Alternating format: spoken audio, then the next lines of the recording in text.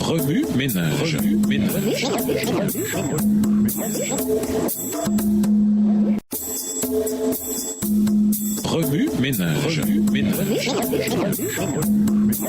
Bienvenue dans votre émission. Remue ménage. Nous voilà à la leçon de lundi. Interpréter avec le Seigneur, oui, mais quand? Dans le texte, la plupart des chrétiens lisent malheureusement leur opinion personnelle, comme suit. Car je désire que mon âme immortelle quitte le corps au moment même de la mort pour être au ciel avec le Christ. Certains chrétiens utilisent même les expériences de mort imminente, EMI, pour tenter de prouver qu'à la mort, les âmes des justes quittent le corps et vont au ciel. La Bible est cependant claire quant au moment où le peuple de Dieu partira pour rejoindre le Seigneur. Ce n'est jamais à la mort, mais plutôt à la transmutation. Ailleurs, l'apôtre Paul nous assure que les morts en Christ n'iront pas au ciel avant les vivants. Voici en effet ce que nous déclarons d'après un enseignement du Seigneur. Ceux d'entre nous qui seront encore en vie quand le Seigneur viendra ne seront pas avantagés par rapport à ceux qui seront morts. On entendra un cri de commandement, la voix de l'archange et le son de la trompette de Dieu, et le Seigneur lui-même descendra du ciel. Ceux qui seront morts en croyant au Christ se relèveront les premiers. Ensuite, nous qui serons encore en vie à ce moment-là, nous serons enlevés avec eux au travers des nuages pour rencontrer le Seigneur dans les airs. Et ainsi nous serons toujours avec le Seigneur. 1 Thessaloniciens 4, versets 15 à 17. Le point de vue de Paul est clair. Les justes morts iront à la maison du Père au retour de Jésus et non à leur décès. Jésus a promis à ses disciples qu'il allait au ciel pour leur préparer une place et qu'il reviendrait ensuite pour les prendre auprès de lui. Jean 14, versets 1 à 3. Comparons les trois options proposées par Paul dans 2 Corinthiens 5, versets 1 à 10, 1 Thessaloniciens 4, versets 15 à 17 et Philippiens 1, versets 21 à 24. Premièrement, 2 Corinthiens 5, les versets 1 et 10, vivant, dévêtus, transmués, la meilleure option. Deuxièmement, 1 Thessaloniciens 4, versets 15 à 17, vivant, endormi, transmué, la meilleure option. Troisièmement, Philippiens 1, les versets 21 à 24, vivant, mort, transmué, la meilleure option. Paul a écrit la seconde épître à Timothée lors de son second emprisonnement à Rome. À ce point-là, il était certain que la mort de martyr l'y attendait, mais il était aussi certain que, parce qu'il avait combattu le bon combat, terminé la course et gardé la foi, Jésus lui donnerait la couronne de justice, non pas à la mort, mais à son apparition. Quant à moi, je suis déjà sur le point d'être offert en sacrifice. Le moment de dire adieu à ce monde est arrivé. J'ai combattu le bon combat. Je suis allé jusqu'au bout de la course. J'ai gardé la foi. Et maintenant, le prix de la victoire m'attend. C'est la couronne du salut que le Seigneur, le juste juge, me donnera au jour du jugement. Et pas seulement à moi, mais à tous ceux qui attendent avec amour le moment où il apparaîtra. 1 Timothée 4, les versets 6 à 8. Remue ménage, après avoir regardé votre texte écrit et annoté, quels éclairages particuliers vos notes semblent-elles indiquer dans l'ensemble? Quelles questions émergent après l'étude de la leçon d'aujourd'hui?